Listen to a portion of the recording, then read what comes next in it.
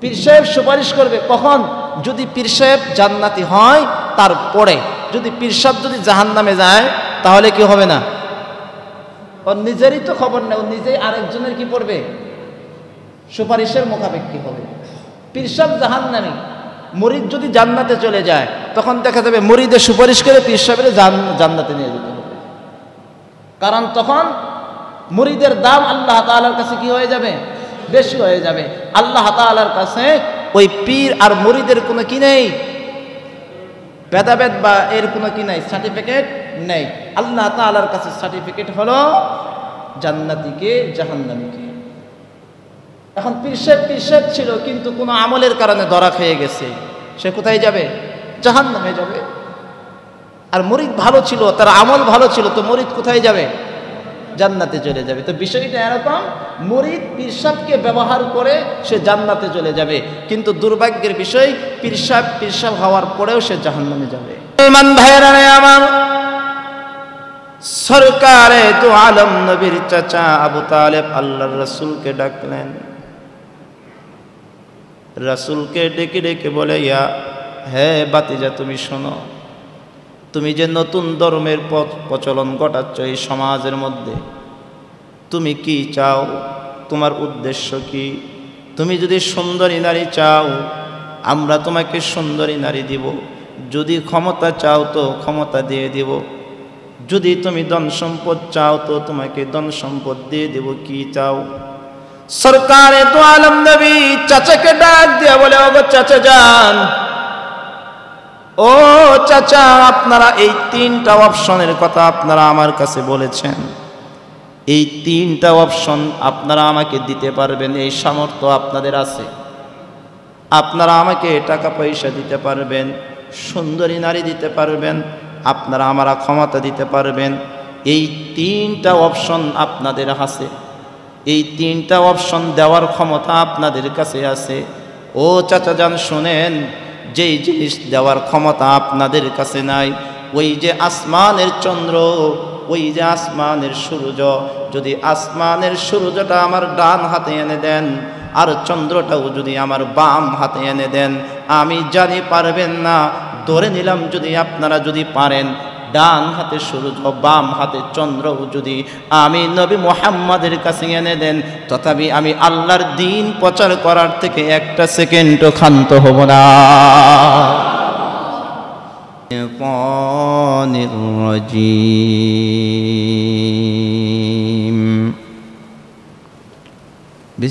বিসমিল্লাহির রহমানির রহিম।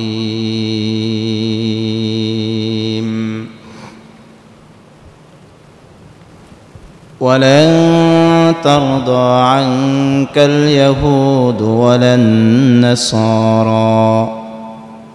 ولا النصارى حتى تتبع ملتهم قل إن هدى الله هو الهدى ولئن اتبعت أهواءهم بعد الذي جاءك من العلم ما لك من الله من ولي ولا نصير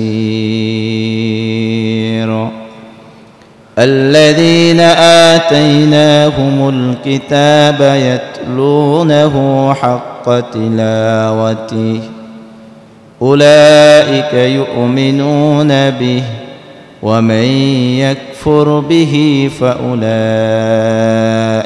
هم الخاسرون.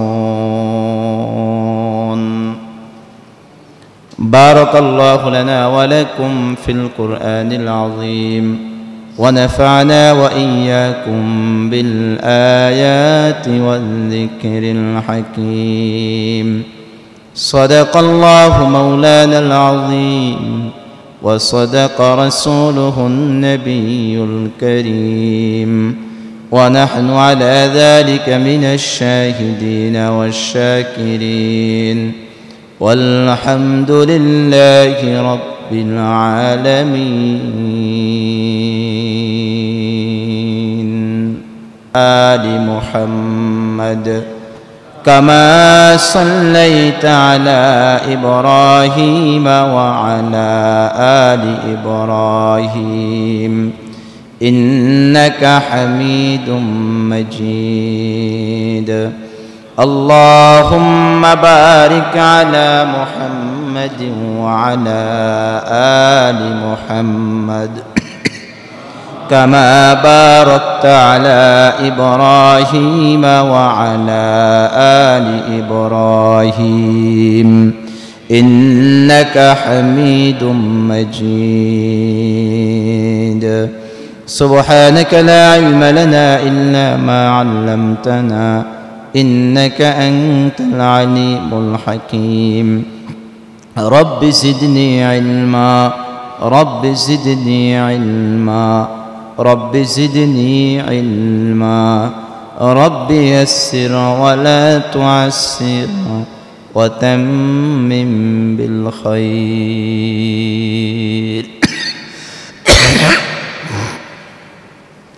الحمد لله অসংখ্য শুকর ও সুজুদ সেই মহান মালিকের কুদরতি দরবারে যিনি অত্যন্ত দয়া করে মায়া করে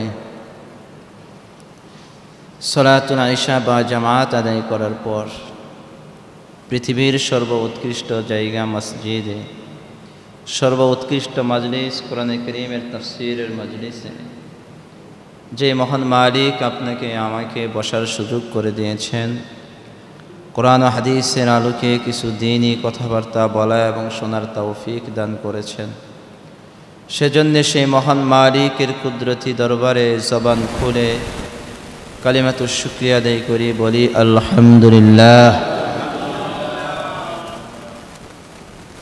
মুহতারাম হাজরিন গত সপ্তাহে সূরাতুল বাকারার 118-119 নম্বর আয়াতে কারীমের আলোচনা হয়েছিল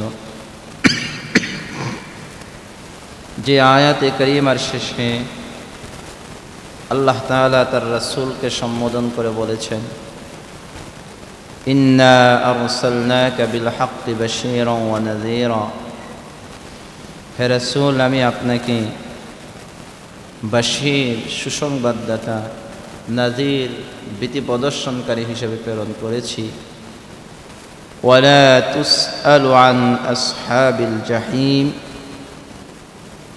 আর জাহান্নামের অধিবাসীদের সম্পর্কে আপনাকে জিজ্ঞাসা করা হবে না আপনি জিজ্ঞাসিত হবেন না সুতরাং এ বিষয়ে কোনো আপনার টেনশন নেই যে মানুষ কেন জাহান্নামে গেল কাফেররা কেন জাহান্নামে গেল এজন্যে আপনাকে প্রশ্ন করা হবে না আপনি জিজ্ঞাসিত হবেন না আপনি শুধু আপনার দায়িত্ব পালন করেন দাওয়াত দ্বীনের দাওয়াত পৌঁছানো আপনার কাজ আর হেদায়েত কার কাছে আল্লাহ তাআলার কাছে হেদায়েত আল্লাহ তাআলার কাছে দায়িত্ব পালন করা আপনার কাজ আপনি দায়িত্ব পালন করার পরেও দাওয়াত দেওয়ার পরেও যদি তারা না মানে দাওয়াত না মেনে তারা যদি জাহান্নামে যায় সেজন্য আপনি কি হবেন না জিজ্ঞাসিত হবেন না 120 নম্বর আয়াতে কারীমায় আল্লাহ তাআলা আল্লাহর রাসূলকে স্পষ্টভাবে ঘোষণা দিচ্ছেন রাসূলকে দিক নির্দেশনা দিচ্ছেন এবং পাশাপাশি 120 নম্বর আয়াতে কারীমায় আল্লাহ তাআলা আল্লাহর রাসূলকে আবার ভীতি প্রদর্শনও করতেছেন নিজেই আল্লাহ তাআলা আল্লাহর রাসূলকে ভীতি প্রদর্শন করতেছেন আল্লাহ তাআলা আয়াতের শুরুতেই বলেন ওয়ালান তারদা আনকাল ইয়াহুদ ওয়ালান নাসারা হাত্তা তাত্তাবিআ মিল্লাতাহুম قل إن هدى الله هو الهدى قل إن هدى الله هو الهدى এ পর্যন্ত আয়াতের মধ্যমাংশ পর্যন্ত আল্লাহ তাআলা আল্লাহর রাসূলকে স্পষ্টভাবে ঘোষণা দিয়ে দিচ্ছেন, হে রাসূল, ওয়ালান তারদা আনকাল ইয়াহুদ ওয়ালান নাসারা, আপনি ইহুদি আর নাসারা, আপনি ইহুদি আর নাসারাদের, খ্রিস্টানদের কখনোই, ওয়ালান, লান শব্দের অর্থ হলো কখনোই, মানে তাকিদ দিয়ে বলতেছেন যে কখনোই তারদা, আপনি কখনোই ইহুদি নাসারাদেরকে আপনি খুশি করতে পারবেন না, সন্তুষ্ট করতে পারবেন না। ওয়ালান তারদা আনকাল ইয়াহুদ ওয়ালান নাসারা, আপনি কখনোই ইহুদি আর নাসারাদেরকে কি করতে পারবেন না, সন্তুষ্ট করতে পারবেন না, আপনি কখনোই তাদেরকে খুশি করতে পারবেন না। আপনি যতই চেষ্টা করেন না কেন, আপনি তাদেরকে খুশি করতে পারবেন না। এই আয়াতের সম্পর্ক পিছনের আয়াতে কারিমার সাথেও আছে। 115 নম্বর আয়াতে কারিমায় একটা আয়াত গিয়েছিল, আপনাদের মনে আছে কিনা? ওয়ালিল্লাহিল মাশরিকু ওয়াল মাগরিব ফাআইনামা তুওয়াল্লু ফাথাম্মা ওয়াজহুল্লাহ ইন্নাল্লাহা ওয়াসিউন আলীম। রাসূলুল্লাহ সাল্লাল্লাহু আলাইহি ওয়াসাল্লাম হিজরতের পরে 17 মাস, কত মাস? 17 মাস আল্লাহর রাসূল কোন দিকে ফিরে নামাজ পড়েছেন? মসজিদুল আকসা, বাইতুল মাকদিসের দিকে ফিরে কি করেছেন? নামাজ পড়েছেন। 17 মাস পর্যন্ত রাসূলুল্লাহর কিবলা ছিল কোন দিকে? বাইতুল মাকদিসের দিকে। আর বাইতুল মাকদিসের কেন্দ্রবিন্দু হলো ইহুদি খ্রিস্টানদের, কারণ সেখানে ওই জেরুজালেম, বাইতুল মাকদিস বানি ইসরাইলদের দ্বারাই কি হয়েছিল? গঠিত হয়েছিল। আল্লাহ তাআলা সৃষ্টি করেছিলেন। পয়গম্বর সুলাইমান আলাইহিস সালাতু ওয়াস সালাম থেকে যদি নসবনামা টানেন, জেরুজালেম হলো ইহুদিদের কেন্দ্রবিন্দু। তো এই 17 মাস রাসূলুল্লাহর কিবলা ছিল সেদিকে। তো এই সময়তে ইহুদি নাসারারা মোটামুটি অনেক খুশি ছিল যে মুহাম্মদ আমাদের দিকে ফিরে নামাজ পড়ে, আমাদের যেই কিবলা, এই নবীরও সেই কিবলা, মুহাম্মদেরও সেই কিবলা, যে মুহাম্মদ আমাদেরটাই তো অনুসরণ করে। তো তাদের এরকম একটা ধারণা তৈরি হয়েছিল। পরবর্তীতে আল্লাহ তাআলা যখন কিবলা কি করলেন? চেঞ্জ করলেন, ফিরিয়ে দিলেন, আবার যে সেই ওই কথাটাই আল্লাহ তাআলা বলতেছেন, হে রাসূল, আপনি কখনোই ইহুদি নাসারাদেরকে খুশি করতে পারবেন না, এটা আপনার দ্বারা সম্ভব না। আপনার কোনো কার্যকলাপে তারা কখনোই খুশি হবে না। কোন পর্যন্ত খুশি হবে না? হাত্তা তাত্তাবিআ মিল্লাতাহুম, কই যতক্ষণ না আপনি তাদের মিল্লাতের, তাদের ধর্মের পরিপূর্ণ অনুসরণ করবেন, ততক্ষণ পর্যন্ত তারা আপনার প্রতি কি হবে না? সন্তুষ্ট হবেন না। তাদের চাহিদা হলো যে আপনি তাদের ধর্মের কি করেন? অনুসারী হয়ে যান। ইহুদি নাসারাদের চাহিদা কি? আপনি তাদের ধর্মের অনুসারী হয়ে যান, আপনি মিল্লাত চেঞ্জ করে ফেলেন। যে ইসলাম আছে, এই ইসলাম চেঞ্জ করে আপনি তাদের ধর্মের কি হয়ে যান? অনুসারী হয়ে যান। এটা হলো তাদের চাহিদা। এই কাজ করলেই তাদেরকে খুশি করতে পারবেন। এ কাজ না করে আপনি যে পদ্ধতিতেই যান না কেন, আপনি তাদেরকে কি করতে পারবেন না। আল্লাহ বলেন, হে নবী, আপনি তাদেরকে বলে দেন, আমার মেসেজটাও তাদেরকে দেন, ইহুদি নাসারাদেরকে আমার মেসেজটাও তাদেরকে শুনিয়ে দেন। আল্লাহ তাআলার মেসেজ আল্লাহ তাআলা নিজেই দিচ্ছেন। কুল ইন্না হুদাল্লাহি হুয়াল হুদা, কুল ইন্ন হুদাল্লাহি হুয়াল হুদা। হে নবী, কুল, আপনি বলেন, অর্থাৎ আপনি ঘোষণা দেন, ইহুদি নাসারাদেরকে আপনি জানিয়ে দেন, ইন্না হুদাল্লাহ, আল্লাহ তাআলার পথই হইল পথ, আল্লাহ তাআলার মিল্লাতি হইল মিল্লাত, আল্লাহ তাআলার ধর্মই হলো আসল ধর্ম, হুয়াল হুদা। আল্লাহ তাআলার, বলেন না, আল্লাহ তাআলার ধর্মটাই কি সঠিক ধর্ম, আল্লাহ তাআলার মিল্লাতটাই হলো সঠিক মিল্লাত। আর আল্লাহ তাআলার মিল্লাত কি, আল্লাহ তাআলার দিন কি? আল্লাহ তাআলার দিন হইল, বলেন না, আল্লাহ তাআলার দিন কি? ইসলাম। আল্লাহ তাআলা কোরআনে কারীমের অপর আয়াতে বলেছেন, ইন্নাদ-দীনা ইনদাল্লাহিল ইসলাম। আল্লাহ বলেন, নিশ্চয় আল্লাহ তাআলা মনোনীত করেছেন কোন ধর্মকে? ইসলামকে। ইসলাম ব্যতীত এই জমিনের উপর যত ধর্ম আছে সবগুলাই বাতিল,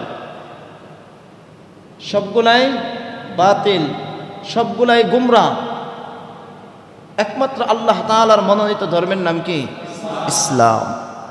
কুল ইন্না হুদাল্লাহি হুয়াল হুদা।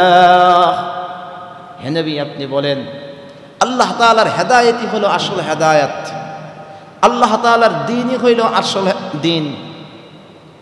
ইহুদি নাসারাদের এই দ্বীন, এই ধর্ম, এটা সঠিক ধর্ম নয়। এই মেসেজ দেওয়ার পরে আল্লাহ তাআলা এখন তার নবীকে সতর্ক করতেছেন। সতর্ক কি?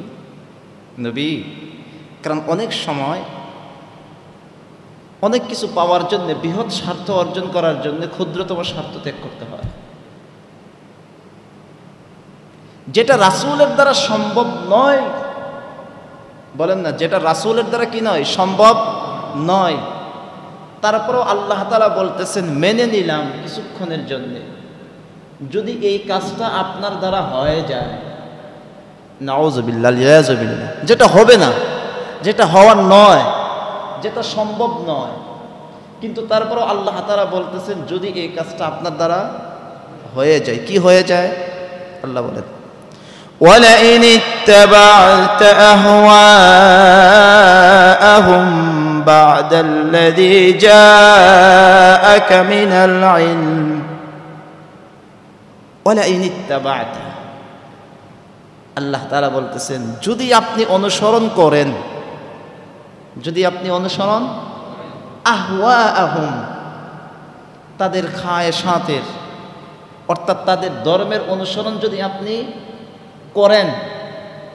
বলেন, রাসূল ইসলাম ছাড়া তাদের ধর্মকে কি অনুসরণ করবে? এটা কি সম্ভব? কিন্তু তারপরেও আল্লাহ তাআলা এটাকে আরো আল্লাহর রাসূলকে সতর্ক করতেছেন, রাসূল মেনে নিলাম কিছুক্ষণের জন্য, যদি, আল্লাহ তাআলা কিন্তু এখানে যদি শব্দ ইউজ করেছেন, যে যদি, ওয়ালাইন ইত্তাবাত আহওয়াহুম, যদি আপনি তাদের ধর্মের অনুসরণ করেন। কখন করেন? বাদাল্লাযী জাআকা মিনাল ইলম, আপনার কাছে স্পষ্ট ইলম আসার পরে, অর্থাৎ আপনার কাছে কোরআনের বাণী, ওহী, আল্লাহ তাআলার দ্বীন আসার পরে আপনি যদি তাদের ধর্মের অনুসরণ করেন, যদি করেন, আগেই তো বলেছি এটা রাসূলের দ্বারা কি নয়, সম্ভব নয়, কারণ এটা মদিনার আয়াত। আল্লাহ রাসূল সাল্লাল্লাহু আলাইহি ওয়াসাল্লাম যখন ইসলামের প্রাথমিক জামানায় যখন দ্বীনের দাওয়াত দিয়েছেন, প্রথমে ইসলামটা ছিল কি আকারে? গোপনে। ইসলাম গোপনে ছিল। এমনকি সাইয়্যিদুনা হযরত আবু বকর সিদ্দিক রাদিয়াল্লাহু তাআলা আনহুর মতন ব্যক্তিত্ব ইসলামের ছায়াতলে আসার পরেও ইসলামকে প্রচার করতে পারতেছিল না প্রকাশ্যে।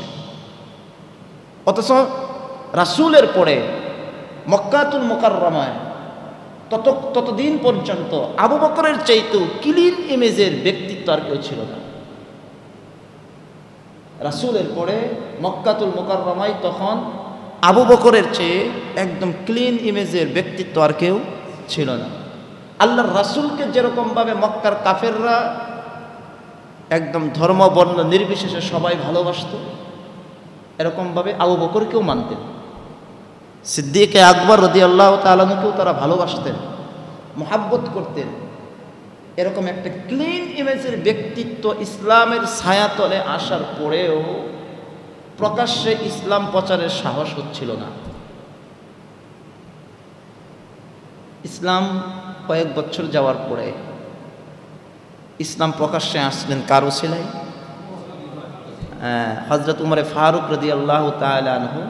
শুধু হযরত উমরে ফারুক রাদিয়াল্লাহু তাআলা আনহুর ওসিলায় এটা বললে ভুল হবে, পাশাপাশি আরেকজন ব্যক্তি আছে, সরকারে দু আলম নবী মুহাম্মদুর রাসূলুল্লাহ সাল্লাল্লাহু আলাইহি ওয়াসাল্লামের চাচা যান হযরত হামজা রাদিয়াল্লাহু তাআলা আনহু। বলেন না কে?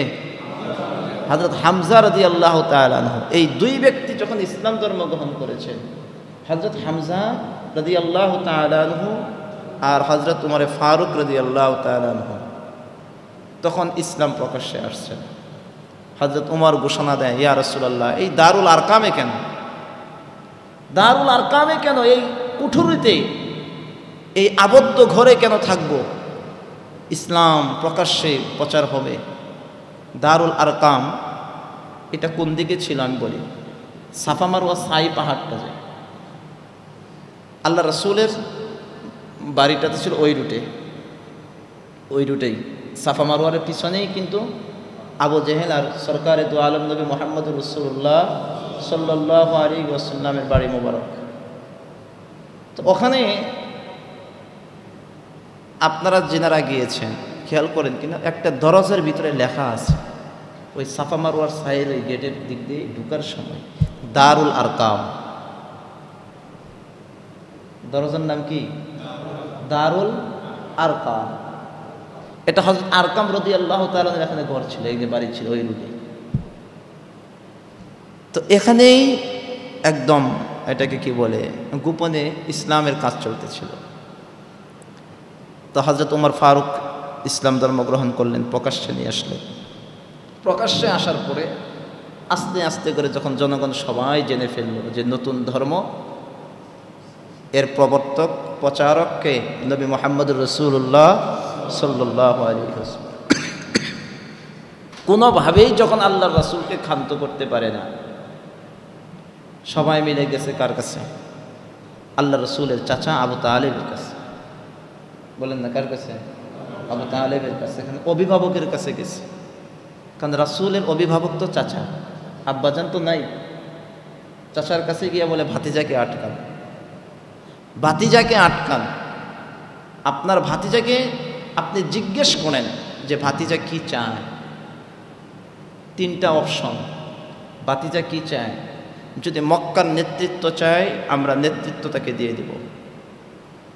যদি মক্কার নেতৃত্ব চায়, নেতৃত্ব আমরা তার হাতে তুলে দেব।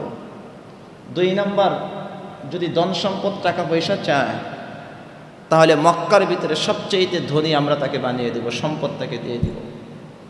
আর যদি সুন্দরী নারী চায়, নাউজুবিল্লাহ বলবেন না, যদি সুন্দরী নারী যদি তার যদি ইচ্ছা হয়, তাহলে সবচেয়ে সুন্দরী নারী আমরা যাচাই বাছাই করে আমরা তাকে দেব।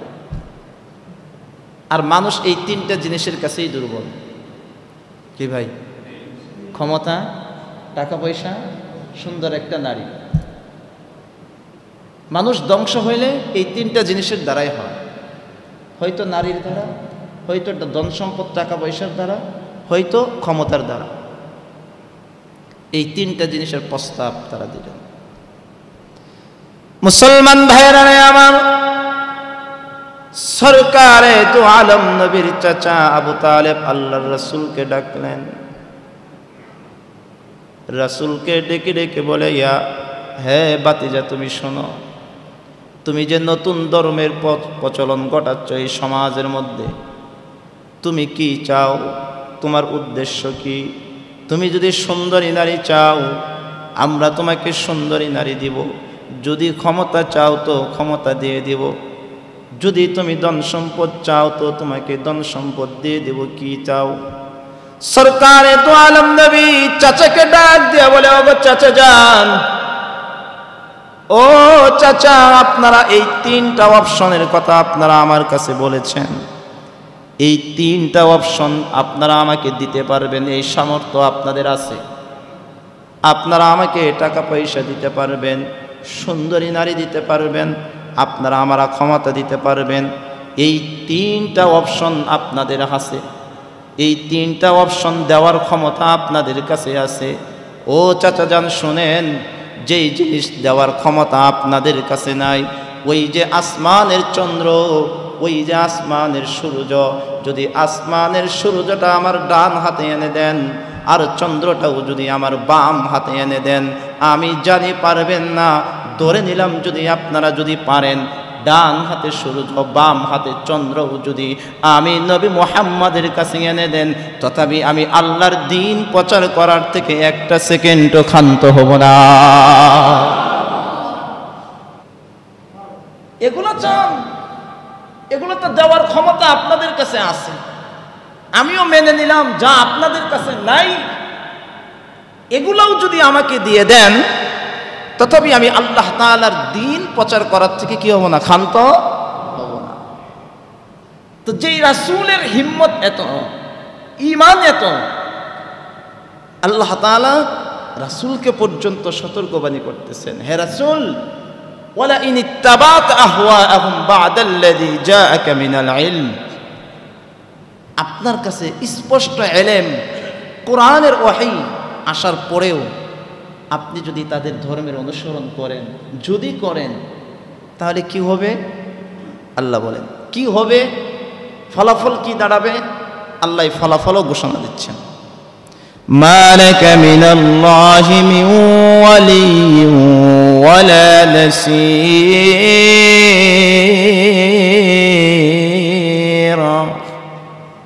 আল্লাহ বলেন, যদি আপনি আপনার খায়সাত নফসের অনুসরণ করে তাদের ধর্মের অনুসরণ করেন, তাহলে শুনেন, মালাকা আপনার জন্যে, মালাকা শব্দের অর্থ কি বলেছি? আপনার জন্যে, কারণ কাজটা করবেন আপনি, সুতরাং আপনার জন্যে মিনাল্লাহ, আল্লাহ তাআলার পক্ষ থেকে, মিন ওয়ালিয়্যিন, আপনি আল্লাহ তাআলার পক্ষ থেকে আপনার জন্য কোনো অভিভাবক পাবেন না। কি পাবেন না? অভিভাবক পাবেন না, কারণ সর্বোত্তম অভিভাবক কে?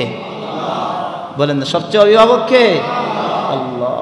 একটা দোয়া আছে, আল্লাহ তাআলাও শিখিয়ে দিয়েছে, দোয়ার ভিতরে এভাবেও দোয়া করা, কোরআনে কারিমের আয়াত সেটা, আনতা ওয়ালিয়্যি ফিদ দুনিয়া ওয়াল আখিরাহ, أنت ولي في الدنيا والآخرة توفني مسلما وألحقني بالصالحين।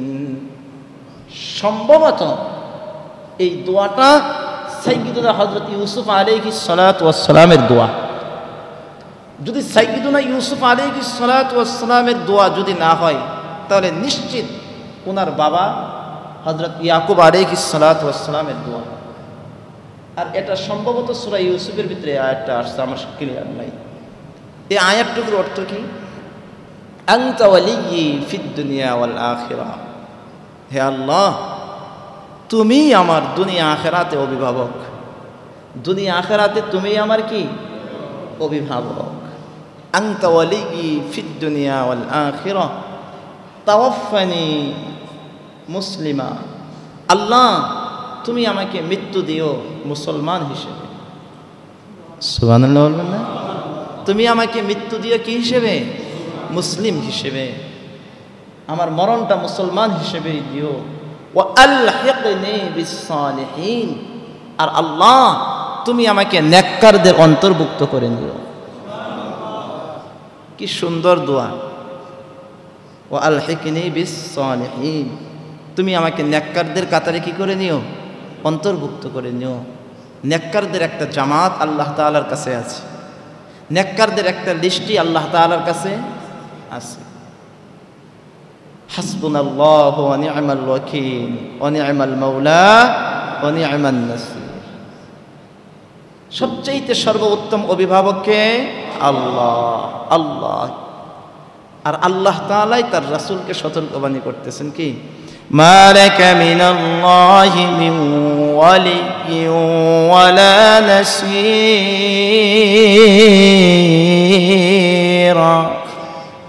হে রাসূল শুনে নেন, যদি আপনি তাদের ধর্মের অনুসরণ করেন তাহলে আল্লাহ তাআলার তরফ থেকে আপনি কোনো অভিভাবকত্ব পাবেন না, আপনার জন্য কোনো অভিভাবক থাকবে না, ওয়ালা নাসীর, আর আপনার জন্য কোনো সাহায্যকারীও থাকবে না, আপনি কোনো সাহায্যকারীও পাবেন না। বলেন আল্লাহ যদি সাহায্যকারী আপনার আমার যদি না হয়, কে করবে সাহায্য? আর কেউ সাহায্য করার ক্ষমতা কারো আছে? কারো ক্ষমতা নেই। সাহায্য করার ক্ষমতা একমাত্র আল্লাহ। রাসূলকে পর্যন্ত ঘোষণা দিচ্ছে, আপনি যদি এই কাজ করেন তাহলে আল্লাহ তাআলার পক্ষ থেকে কোনো অভিভাবক আপনার জন্য নিয়োগ করা হবে না, অভিভাবক আপনি পাবেন না, আর সাহায্যকারীও। 121 নম্বর আয়াতে আল্লাহ বলতেছেন, الذين آتيناهم الكتاب يتلونه حق تلاوته أولئك يؤمنون به ومن يكفر به فأولئك هم الخاسرون। আল্লাহ বলেন আহলে কিতাবদের মধ্যে আল্লাযীনা আতাইনাহুমুল কিতাব, আল্লাহ তাআলা যাদেরকে কিতাব দান করেছেন, আল্লাহ তাআলা যাদেরকে কি দান করেছেন? কিতাব দিয়েছেন। কি কিতাব? আসমানি কিতাব, তাওরাত, জাবুর, ইনজিল, কোরআন। আল্লাহ তাআলা যাদেরকে কি কিতাব দিয়েছেন? আসমানি কিতাব দিয়েছেন। হাক্কা তিলাওয়াতি, যারা সেই তিলাওয়াত করে, কিতাবের তিলাওয়াত করে যথাযথভাবে হক আদায় করে। তিলাওয়াতের হক আছে না নাই? আছে। কোরআনে কারীমের তিলাওয়াতের অনেকগুলো আদব আছে, কোরআনে কারীমের তিলাওয়াতের অনেকগুলো নিয়ম কানুন আছে। 1 নম্বর হলো কোরআনে কারীম ওযু ছাড়া পড়া যায় না, তিলাওয়াত করা যায় কিন্তু ধরা যায় না। তারপরে কোরআনে কারীম আজমতের সাথে পড়া, ভক্তি শ্রদ্ধার সাথে পড়া, মুহাব্বতের সাথে পড়া। আল্লাহ না করুক যদি কখনো কখনো পড়তেছেন ভালো লাগতেছে না, কোরআনে কারীম পড়তেছেন, আপনি পড়তে বসছেন, ভালো লাগতেছে না, শরীরটা ভালো লাগতেছে না, মাথা ব্যথা হতে পারে, শারীরিক অনেক কন্ডিশন, অথবা কোনো মানসিকভাবে আপনার কি লাগতেছে না, ভালো লাগতেছে না। মুহাদ্দিসিনে কেরাম, বুজুর্গানে কেরাম বলেন এই সময় তুমি কোরআন শরীফ পড়ো না, রেখে দাও। ওই সময়তে কোরআন শরীফ না পড়াটাই তোমার জন্য সওয়াবের কাজ। কারণ ওই সময়তে কোরআন শরীফ পড়লে তোমার কি থাকবে না? ভক্তি শ্রদ্ধা থাকবে না, বা মুহাব্বত আসবে না। আর মুহাব্বত নিয়ে যতক্ষণ পর্যন্ত তিলাওয়াত না করা হবে ততক্ষণ পর্যন্ত সেই তিলাওয়াতের মজা আর নূর পাওয়া যাবে না। নামাজ ইবাদত না, যে কোনো ইবাদত যতক্ষণ পর্যন্ত আল্লাহ তাআলার ভক্তি শ্রদ্ধার সাথে করা না হয়, দেখবেন ততক্ষণ পর্যন্ত এই ইবাদতের মজাও আসে না। আর যেদিন আপনার নামাজ একমাত্র আল্লাহর জন্য হয়, ভক্তি শ্রদ্ধার সাথে হয়, দেখবেন সেদিন নামাজ পড়ে দিলটাতে কি তৃপ্তি লাগে, ভালো লাগে, মনে হয় দুনিয়ার সকল শান্তি আল্লাহ তাআলা আপনাকে দিয়েছে। কি বাস্তবতা না? যেদিন আপনি দোয়া করেছেন, খুব একাগ্রতার সাথে দোয়া করেছেন, চোখের পানি পড়েছে, আল্লাহ তাআলার কাছে সব কিছু চাইতে পেরেছেন, সেদিনকার চাওয়া, সেদিনকার দোয়ার মজা। আর এমনি হঠাৎ করে আপনি হাত উঠাইছেন নরমালি, আপনি দোয়া, অন্যদিকে আপনার জেহান, দেখেন সেদিনকার মজা এক হবে না। আল্লাহ তাআলা এই কথাটাই বলেন যে আল্লাহ তাআলা যাদেরকে কিতাব দিয়েছেন আর সেই কিতাবকে তিলাওয়াত করে যথাযথভাবে, উলাইকা ইউমিনুনা বিহি, আর যারা যথাযথভাবে ভক্তি শ্রদ্ধার সাথে তিলাওয়াত করে তারাই এই কিতাবের প্রতি ঈমান আনে, বিশ্বাস স্থাপন করে, তারাই বিশ্বাস স্থাপন করে। ومن يكفر به فأولئك هم الخاسرون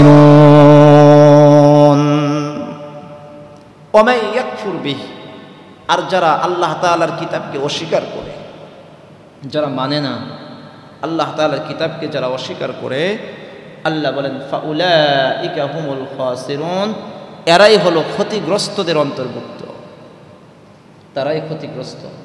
দুনিয়া আখিরাত উভয় জগতেই তারা কি ক্ষতিগ্রস্ত। আল্লাহ তাআলার কথা আপনি জিনিস চিন্তা করেন না, আল্লাহর রাসূল এই পৃথিবীতে আপনার আমার ব্যক্তি জীবনে, সামাজিক জীবনে, রাষ্ট্রীয় জীবনে যে সকল কথা যেভাবে বলে গেছেন হুবহু তো সেভাবেই হচ্ছে। আমি তো 19-20 দেখি না, সেভাবেই হচ্ছে আর সেভাবেই হবে, দুনিয়াতেও আখিরাতেও। কি ভাই? দুনিয়াতেও আখিরাতেও। অতীতেও হয়েছে, এখনো হচ্ছে, ভবিষ্যতেও হবে এবং আখিরাতেও হবে। সুতরাং যদি ঈমান আনতে পারি, বিশ্বাস স্থাপন করতে পারি, আশা করতে পারি হইতে পারে আল্লাহ তাআলা আমাদেরকে কামিয়াবি দান করবে। আর যদি যথাযথভাবে ঈমান যদি না থাকে তাহলে ক্ষতিগ্রস্তদের ভিতরে আমরা থাকব। আল্লাহ আমাদেরকে বুঝ দান করেন। 122 নম্বর আয়াতে কারিমা আল্লাহ তাআলা এখন বনি ইসরাইলদেরকে আরেকটা সম্বোধন করতেছেন। আল্লাহ বলেন, ইয়া বনি ইসরাঈল আযকুরু নি'মাতি আল্লাতী আন'আমতু আলাইকুম ওয়া আন্নী ফাদ্দালতুকুম আলাল আলামিন। এই আয়াতের তাফসীর সূরাতুল বাকারার শুরুতে গেছে, আমি কালে তরজমা পড়তেছি। ইয়া বনি ইসরাঈল, হে বনি ইসরাঈল, উযকুরু, তোমরা স্মরণ করো, নি'মাতি, আমার দেওয়া নিয়ামত,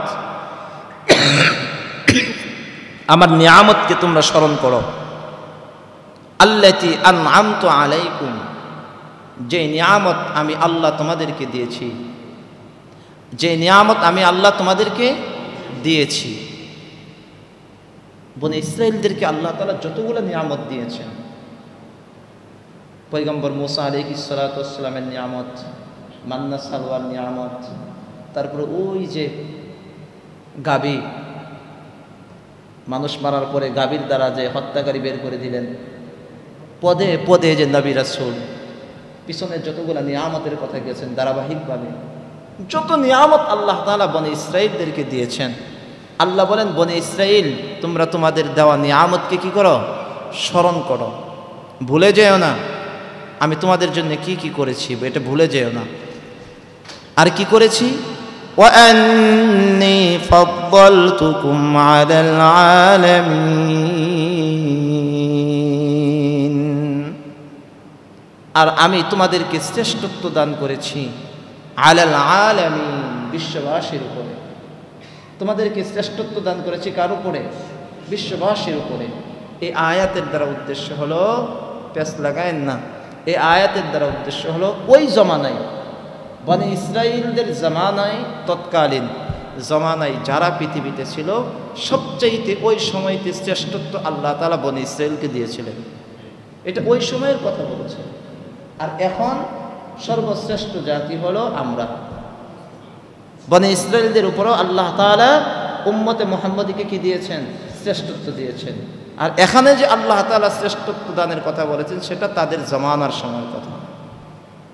ওই সময়তে বনি ইসরাইলদের চাইতে শ্রেষ্ঠত্ব উম্মত আর কেউ ছিল না। তা আল্লাহ তাআলা তাদেরকে কি দিয়েছিলেন? শ্রেষ্ঠত্ব দান করেছিলেন। এই কথা বলে আল্লাহ নসিহত করতেছেন। এই নসিহতের দ্বারা আজকেও আমার তাফসীর এখানে শেষ হবে। আল্লাহ বলেন, ওয়াত্তাকু ইয়াওমান লা তাজজি নাফসুন আন নাফসিন শাইআ। আল্লাহ, এটা আমাদের জীবনের পথে।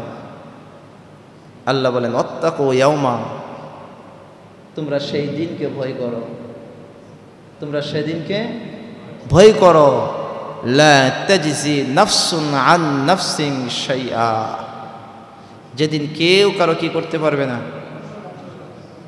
সম্ভব না, কেউ কারো উপকার করতে পারবে না। সূরা আবাসার ভিতরে 30 নম্বর পারায় আল্লাহ আরো সুন্দর করে বলেছেন। আল্লাহ বলেন কি, ফাইদা জাআতিস সাখা, কই যেদিন সাখা আসবে, এখানে সাখার দ্বারা উদ্দেশ্য কিয়ামতের দিন, যেদিন কিয়ামত সংঘটিত হবে। ইয়াউমা ইয়াফিরুল মারউ মিন আখিহি ওয়া উম্মিহি ওয়া আবিহি ওয়া সাহিবাতিহি ওয়া বানিহি লিকুল্লি ইমরিইন মিনহুম ইয়াউমাইযিন শা'নুন ইউগনিহ। মুসলমান ভাইরা রে আমার, মহান আল্লাহ সূরা আবাসার ভিতরে আরো সুন্দর করে ঘোষণা দেয়, সেদিন ইয়াউমা ইয়াফিরুল মারউ মিন আখিহি, এক ভাই আরেক ভাই থেকে পলায়ন করবে, এক ভাই আরেক ভাই থেকে পলায়ন করবে। ভাই ভাইকে ডাকবে, ভাই একটু দাঁড়াও, উপকার করো, কিন্তু না না, ভাই ভাইয়ের ডাকে সাড়া দিবে না, ভাই ভাইয়ের থেকে পলায়ন করবে।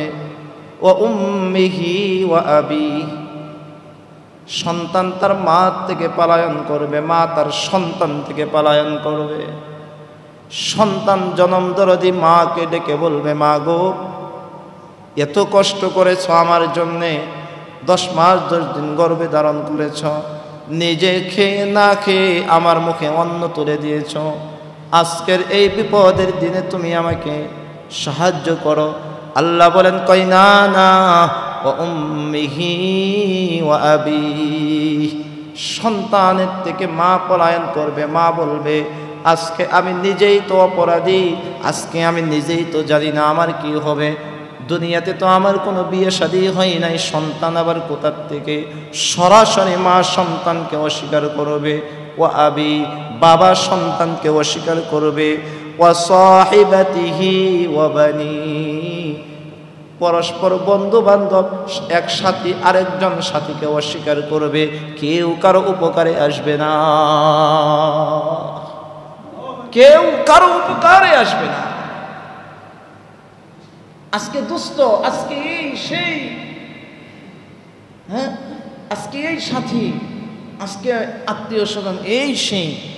আল্লাহ তাআলা স্পষ্ট ঘোষণা দিয়েছেন, কেউ কারো কি করবে না, উপকার আসবে না। এই জন্যে আল্লাহ তাআলা বলতেছেন, ওয়াত্তাকু ইয়াউমাল লা তাজজি নাফসুন আন নাফসিন শাইআ, তোমরা সেই দিনকে ভয় করো যেই দিন কেউ কারো কোনো উপকারে আসবে না, কেউ কারো কোনো উপকার করতে পারবে না। ওয়ালা ইউকবালু মিনহা আদলুন, এবং কারো কাছ থেকে কোনো বিনিময় গ্রহণ করা হবে না। এত টাকা দাও, ছেড়ে দিব, এই করে দাও, এই কাজটা করে দাও, এই করে দাও।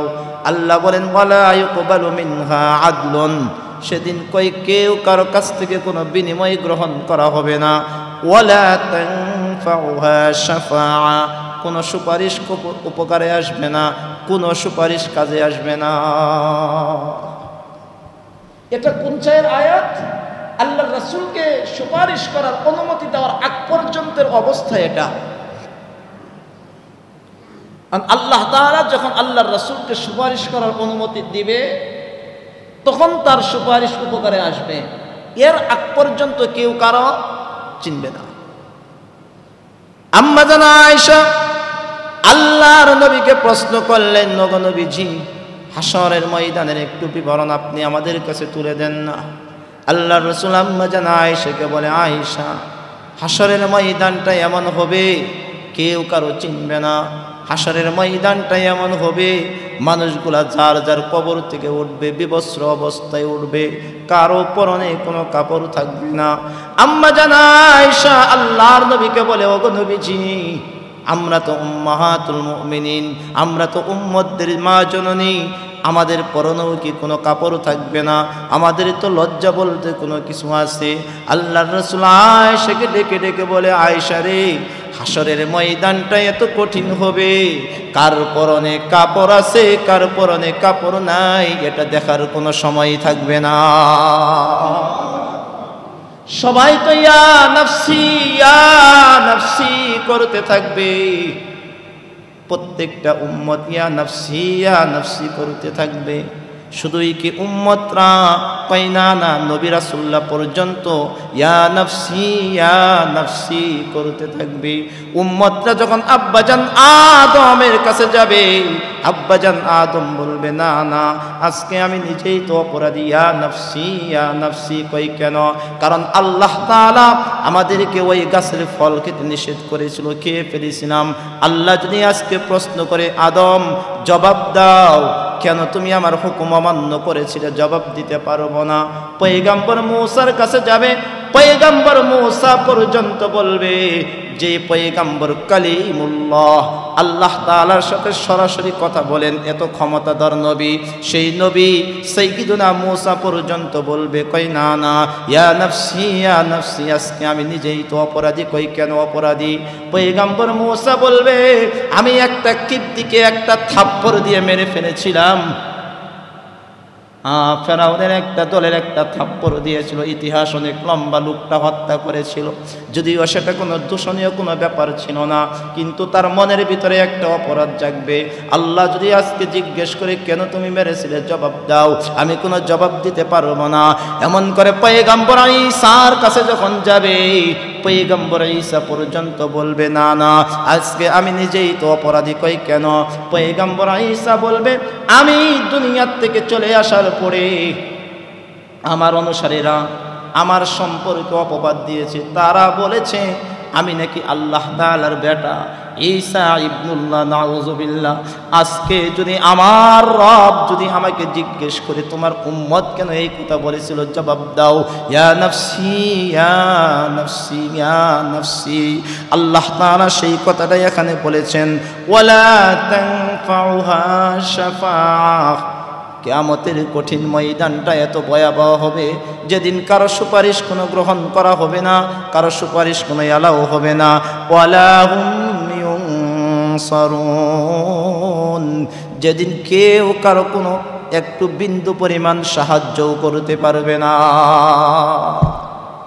ওয়ালা হুম ইউনসারুন, যেদিন কোনো কেউ কারো সাহায্য করতে পারবে না। একমাত্র সাহায্য আল্লাহ ছাড়া আর কোনো কি থাকবে না? সাহায্য থাকবে না। আর সেই কঠিন মুহূর্তে আল্লাহ তাআলা কিছু বান্দাদেরকে স্পেশালভাবে আরশের ছায়ায় কি দিবেন? জায়গা দিবেন। আল্লাহ তাআলাই সাহায্যকারী। কিন্তু যখন সুপারিশ যখন এলাও হবে, রাসূল সুপারিশ করবে, রাসূল সুপারিশ করার পরে বিচার শুরু হবে। বিচার শুরু হওয়ার পরে আল্লাহ যখন মানুষগুলা জান্নাতের দিকে যাবে, আবার কেউ যাবে জাহান্নামের দিকে যাবে, তখন আল্লাহ তাআলা বিচারের ফায়সালা হয়ে যাওয়ার পরে ওই শেষে গিয়া জান্নাতীদের সুপারিশ আল্লাহ তখন কবুল করবে।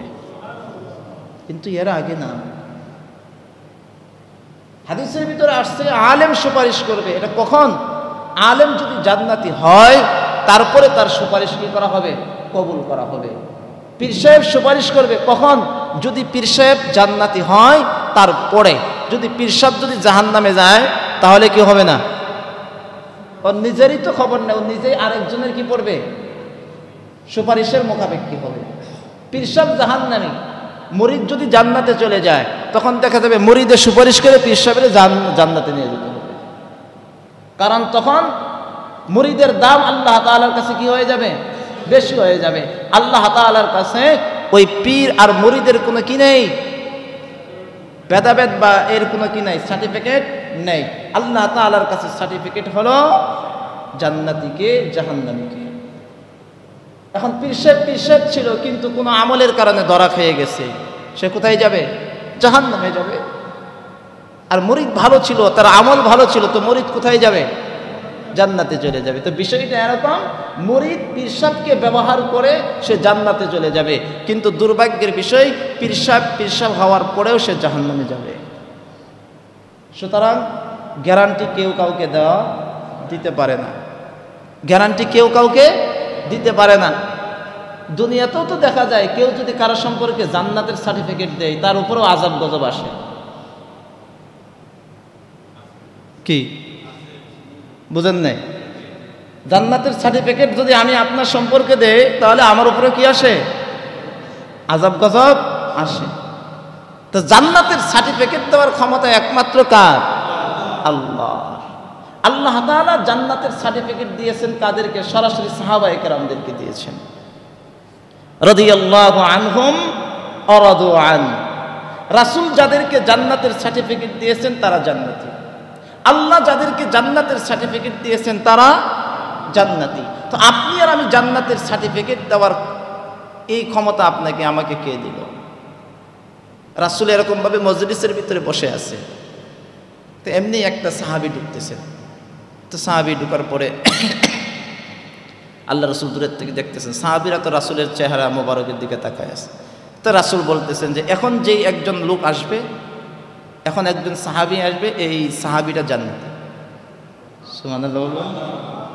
সে কি জান্নাতি? তো সমস্ত সাহাবায়ে কেরাম এখন রাসূলের দিক থেকে মুখ ফিরে এখন জান্নাতি ব্যক্তিটা কে আসতেছে সেদিকে দেখার জন্য তার লম্বা ঘটনা দেখছে। তো ওই লোকটা ছিল কি জান্নাতি, কারণ তাকে জান্নাতের সার্টিফিকেট কে দিয়েছেন? রাসূল দিয়েছেন। তাকে জান্নাতের সার্টিফিকেট রাসূল দিয়েছেন। আরেকটা যুদ্ধের শেষে, যুদ্ধ শেষ, এক যুদ্ধের ভিতরে এক সাহাবী অনেক যুদ্ধ জিহাদ করার পরে একদম শহীদ হয়ে গেছেন।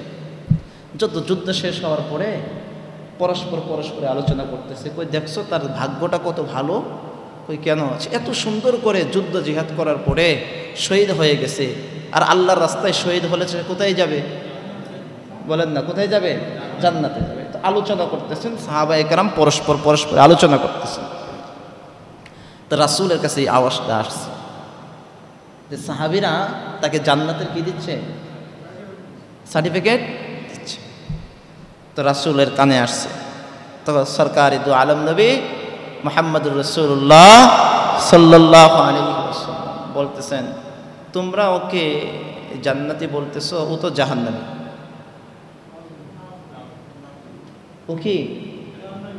ও কি জাহান্নামী বলছে কে?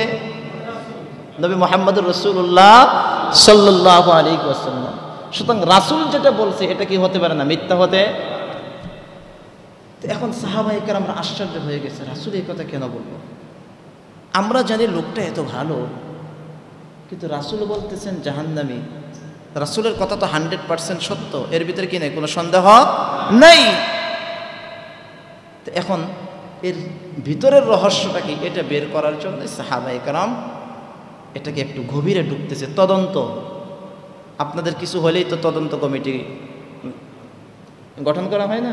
আর আমাদের তদন্ত কমিটি মাশাআল্লাহ একটা বান্ডিল টান্ডিল দিলেই সব শেষ। তো তদন্ত হয়েছে, তো তদন্ত হয়।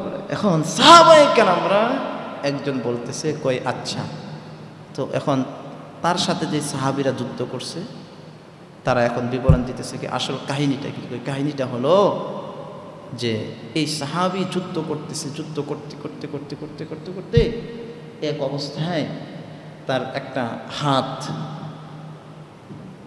এখানে সে আহত হয়ে যায়। তো হাতটা এরকমভাবে একটু ঝুলে আছে। তো হাতটা ঝুলে থাকার কারণে তার খুব কষ্ট হচ্ছে। তো কষ্ট হয়ে যাওয়ার কারণে হাতটা সে টান দিয়ে ছিঁড়ে ফেলে দিচ্ছে। তো এখন তার যন্ত্রণা আরও বাড়ছে। এই যন্ত্রণা সে আর নিতে পারতেছে না। এখন তার মনের তামান্না হলে যদি আমার এখন যদি মৃত্যু হয়ে যেত, কি হয়ে যেত? মৃত্যু হয়ে যেত, তাহলে আমি এই যন্ত্রণা থেকে বাঁচতাম। কোরআনে কারীমের ভিতরেও আসছে মরণ কামনা করা নিষেধ, যে কিছু হইলে যদি মরে যেতাম, এই করতাম সেই করতাম। একদল শ্রেণীর মানুষ কিন্তু এরকম আছে, কি আছে না? বিশেষ করে এইরূপ মহিলাদের ভিতরে বেশি। পুরুষদের চাইতে মহিলাদের বেশি। যখন মানুষ ডিপ্রেশনে চলে যায় তখন মানুষের অবস্থাটা এরকম হয়। তো এই সাহাবায়ে কেরাম এরকম করতেছে। এখন পরবর্তীতে সে আর যন্ত্রণা সহ্য করতে না পেরে এখন করছে কি, নিজের হাতের যে তলোয়ারটা ছিল এই তলোয়ারের আগাটা উপরের দিকে দিয়ে, তলোয়ারের গোড়াটা নিচের দিকে দিয়ে, এর উপরে এবার বুকটা এমনি করে দিয়া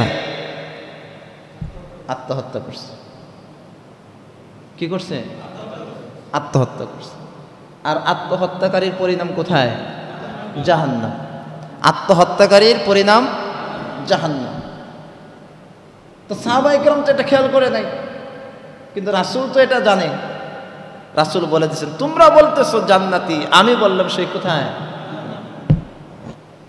তো এই জন্যে জান্নাতের সার্টিফিকেট একমাত্র কে দিবে? আল্লাহ। এবং বিচারের পড়ে গিয়েই বোঝা যাবে জান্নাতি না জাহান্নামী। তবে দুনিয়াতে কিছু আলামত দেখলে আমরা মানুষ হিসেবে আমরা আশা করতে পারি বা কমেন্ট করতে পারি এরকম, যে আশা করা যায় লোকটা জান্নাতি হবে। লোকটা কি হবে? জান্নাতি হবে।